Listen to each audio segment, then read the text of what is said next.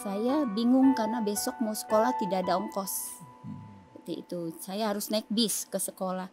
Jadi saat itu saya berdoa masuk kamar, saya bilang Tuhan saya mau mau sekolah gitu, tapi saya nggak ada ongkos gitu. Tiba-tiba Tuhan itu langsung jawab malam itu papa saya pulang gitu. Jadi saat itu saya merasa benar-benar Tuhan tuh ada gitu. Jadi sejak itu saya tidak ingin melepaskan Tuhan meskipun orang tua melarang. Jadi awalnya dokter udah bilang no hope, nggak ada harapan, bahkan sudah suruh keluarga untuk bawa pulang. Tiba-tiba balik lagi dengan cara yang ajaib, periksa semuanya dan akhirnya menemukan solusi yang sebelumnya sama sekali nggak ketahuan. Iya.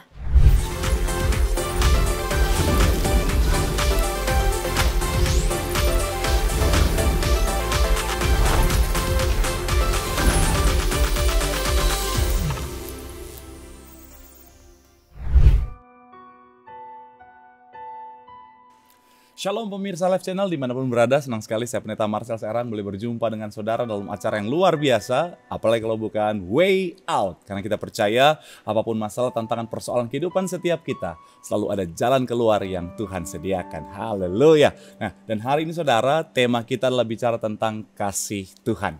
Nah, penderitaan seringkali menjadi bagian dalam kehidupan manusia yang menguji setiap hati dan iman kita. Dalam momen-momen sulit, banyak orang bertanya, di manakah Tuhan? Mengapa Tuhan mengizinkan ini terjadi? Kenapa Tuhan? Dan akhirnya kita mungkin kehilangan orang yang kita kasihi, mengalami kegagalan atau menghadapi kesulitan yang tak terduga. Namun, jika kita merenung lebih dalam lagi, di balik setiap penderitaan, kesetiaan Tuhan tak pernah berubah, sekalipun kita mengalami penderitaan. Kasih Tuhan tetap nyata dan tidak pernah pudar memimpin setiap langkah kita. Sebagaimana kisah Ayub, Ibu Yahyawati juga menjadi saksi dari kesetiaan Tuhan yang luar biasa. Seorang ibu yang mengalami ujian hidup yang begitu berat, ditinggal suami tanpa kabar, lalu anak yang sakit yang kemudian meninggal. Kehilangan ini menempatkan Ibu Yaya dalam titik terendah dalam hidupnya, hingga ia kehilangan semangat untuk hidup. Rasa sakit dan kehilangan yang begitu besar membuatnya tenggelam dalam kesedihan. Namun, di tengah kehancuran itu, Tuhan menunjukkan kesetiaan yang luar biasa. Langsung saja, ini dia Ibu Yahyawati. Shalom Ibu, apa kabar? Shalom, Puji luar Tuhan, biasa. luar biasa. Saya lihat dari wajahnya cerah sekali, sukacita sekali. Ini tipikal wajah anak Tuhan yang luar biasa. Amin. Jadi luar biasa kabarnya, sehat Ibu? Sehat. Sibuk apa sekarang Ibu? Sekarang saya mengajar di PAUD. Oke, jadi mengajar pendidikan anak usia dini berarti Betul. ya? Oke, nah kalau mengajar itu pendidikan anak usia dini itu seperti apa Ibu? Ya, kita mengajar anak-anak usia 2 sampai 6 tahun. Ya. Dan apa yang diajarkan kalau untuk anak-anak usia dini? Untuk mungkin ada yang belum tahu. Kalau di anak usia dini biasa yang kita ajarkan itu intinya adalah karakter, pembentukan karakter anak. Seperti itu, dan sudah pasti ada sisi akademiknya juga. Tapi yang paling penting adalah mendidik karakter mereka menjadi seperti Kristus, karena kebetulan sekolah kami adalah sekolah Kristen. Gitu. Jadi sekolahnya sekolah Kristen. Betul. Khusus untuk anak-anak usia dini. Betul. Ada juga SD. Oh, ada juga SD. Ada SD. Jadi dari usia berapa sampai berapa ya yang Ibu tangani? Yang saya tangani adalah anak-anak TK. Saya di kelas TKA 4 sampai 5 tahun. Jadi setiap hari berjumpa dengan banyak anak-anak Ibu. Betul. Ya. Gimana rasanya itu Ibu berjumpa dengan banyak anak yang rasanya usianya luar biasa. Karena saya di rumah aja satu aja itu udah hebohnya luar biasa. Apalagi kalau misalnya anak usia TK yang begitu banyak, itu gimana Ibu? Rasanya campur aduk. Campur aduk ya. Iya. Tapi yang pasti sangat sukacita sih sama mereka. Puji Tuhan. Kalau nggak ketemu bikin kangen. Padahal anak orang.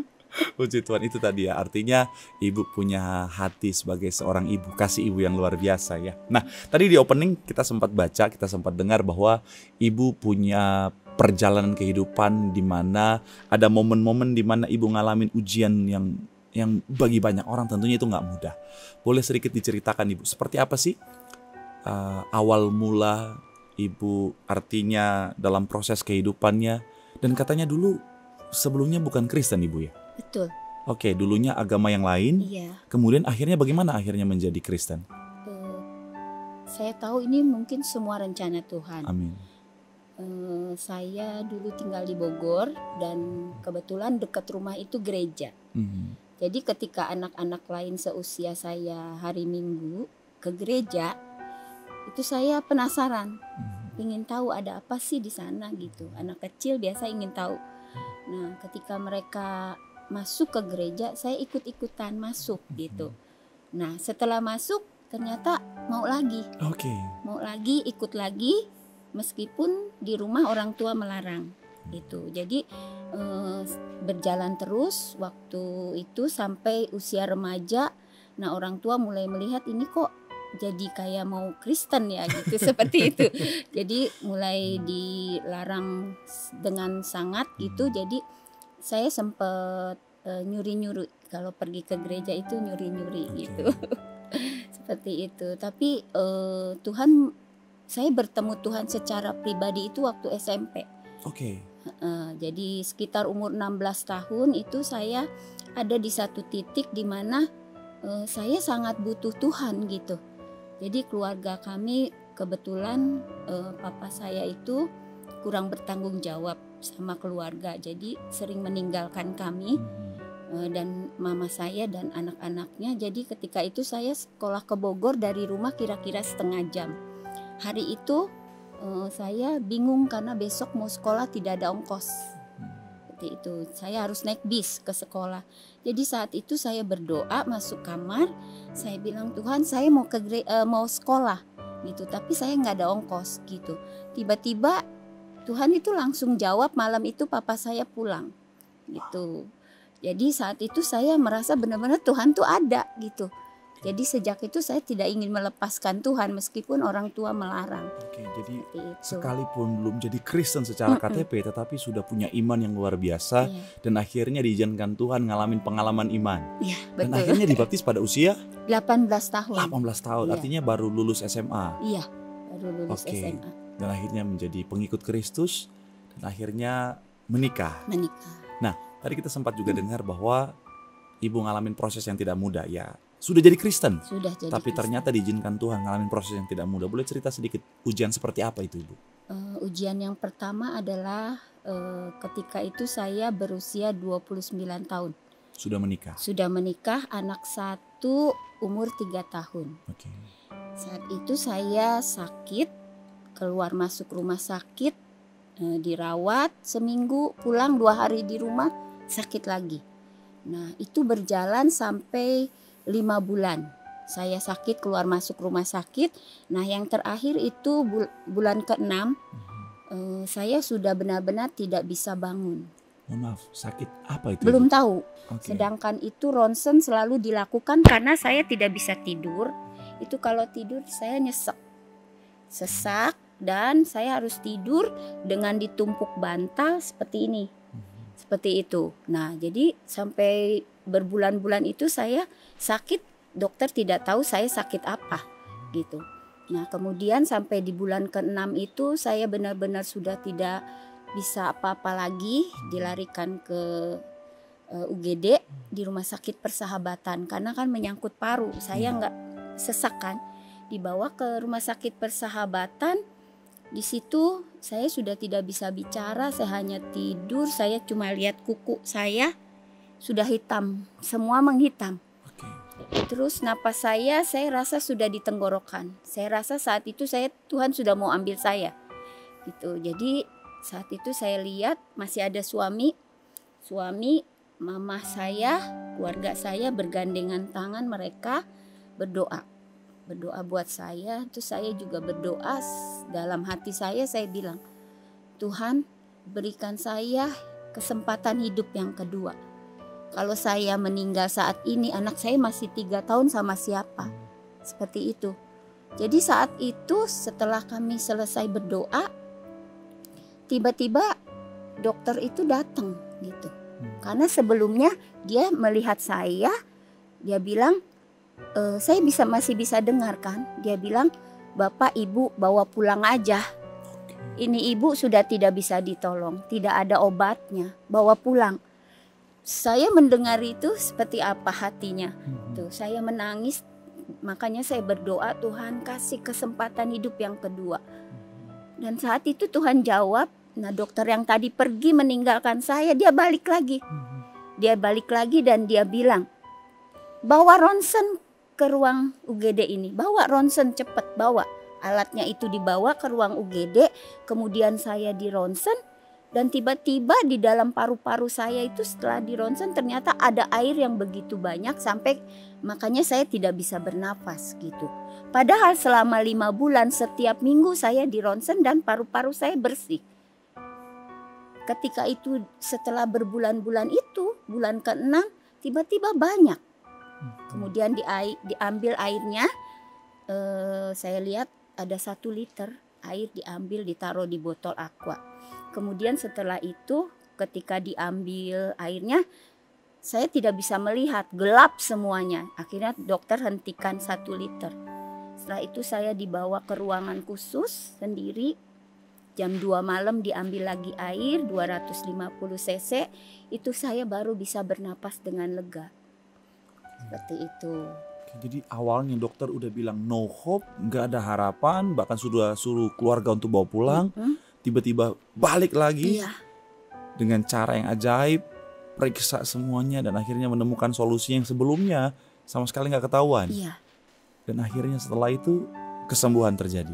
Setelah itu, setelah airnya diambil, saya dirawat di Rumah Sakit Persahabatan selama 1 bulan. 1 bulan. 1 bulan, tidak pulang-pulang di situ.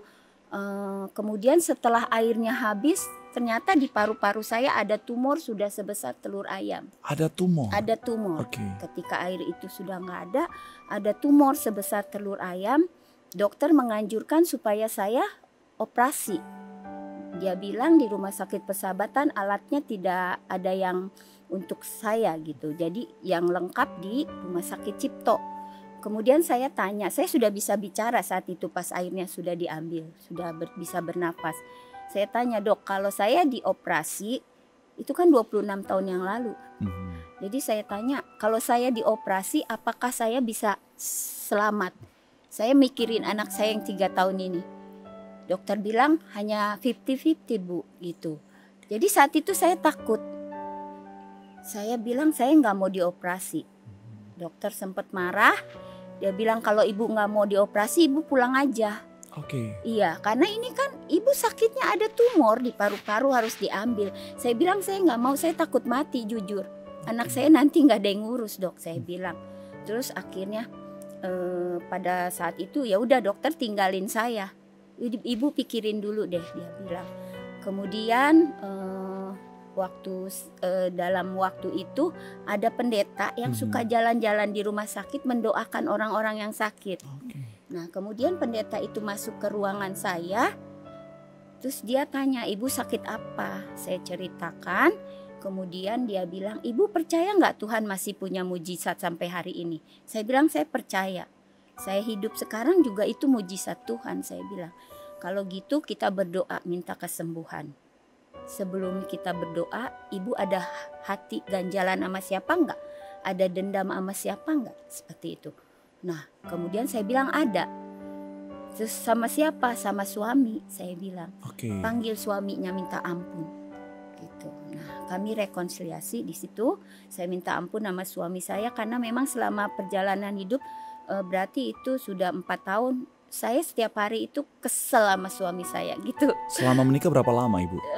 Waktu saya sakit itu baru 4 tahun. Oh jadi dari awal menikah sudah ada kebencian, kepahitan dalam hati? Iya, kepahitan. Oke, kita akan tahan dulu, ini kisahnya begitu luar biasa ibu. Dari yang baru keluar dari kondisi di mana ada cairan dalam paru-paru, diperhadapkan pada kondisi di mana ternyata ada tumor, dan ternyata bertemu dengan seorang hamba Tuhan yang membawa ibu untuk mengerti arti sebuah pengampunan.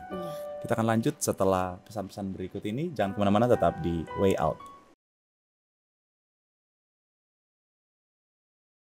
Dokter bilang sama saya, ibu lebih baik dibawa pulang. Anak ini cuma bertahan dengan alat. Saat itu saya bilang enggak. Ini harus diperjuangkan, anak saya masih muda. Dia baru lulus, saya bilang dia mau kerja. Sudah dapat kerja, sudah dapat tiket. Anak ini sebentar lagi kerja, harus diobatin. Ternyata kanker itu benar-benar sangat ganas. Jadi itu ternyata cancer. Ternyata itu kanker. Di Cipto dilakukan pemeriksaan ulang, itu kanker.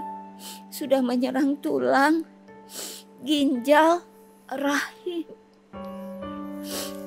Semua organ tubuhnya kena dan terakhir ke otak.